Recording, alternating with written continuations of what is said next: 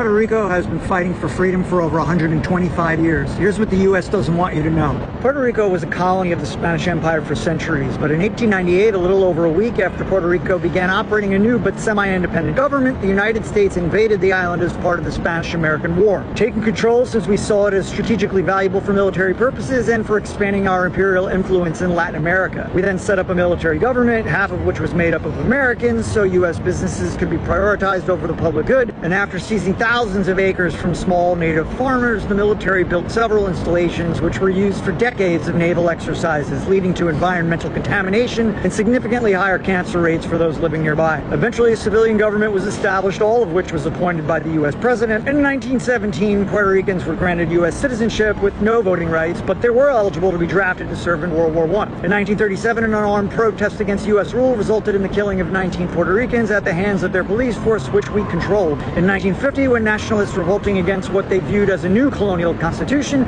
we deployed 4,000 troops, 10 fighter planes, and several 500-pound bombs, destroying neighborhoods, killing and wounding dozens, as well as imprisoning and torturing anyone supporting the revolt. Launched in the 1940s, Operation Bootstrap was to transition Puerto Rico from an agrarian to a manufacturing society, and while per capita income increased quite a bit, they still had to depend economically on the U.S. This plan also included tax exemptions for U.S. businesses, which siphoned revenue from money that was meant for schools and hospitals. The new economy also couldn't support as many workers as the previous one, leading to increased unemployment, but the unemployed were encouraged to move to the U.S., and 500,000 Puerto Ricans went to live in several U.S. cities. Since focus shifted away from agriculture, the island, which was once producing 65% of its own food, imports over 85% to this day. Puerto Rico also is only allowed to have food shipped via U.S. ships, which raises the cost of most products and especially food, and since it's an unincorporated territory, Puerto Rico cannot independently negotiate with other countries. This has led to food security issues, resulting in 40% of the population suffering from hunger or skipping meals.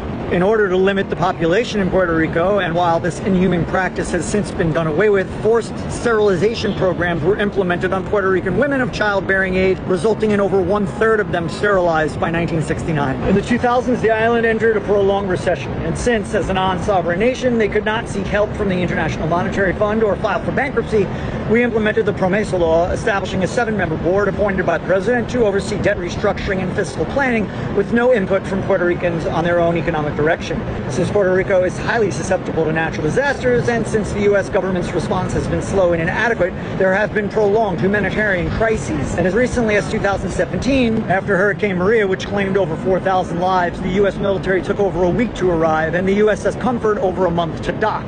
The U.S. government has encouraged high net worth individuals to move to Puerto Rico in order to exploit tax incentives, leading to foreign investors buying up land for luxury developments, pricing out locals in many areas. And as poverty increases while property values rise, many Puerto Ricans face obstacles to affordable housing. To this day, Puerto Rico is what you may call a rebranded form of neo-colonialism. And while the people can move freely to the U.S., residents of the island who may not be able to afford to move cannot vote in federal elections, nor do they have any representation in Congress.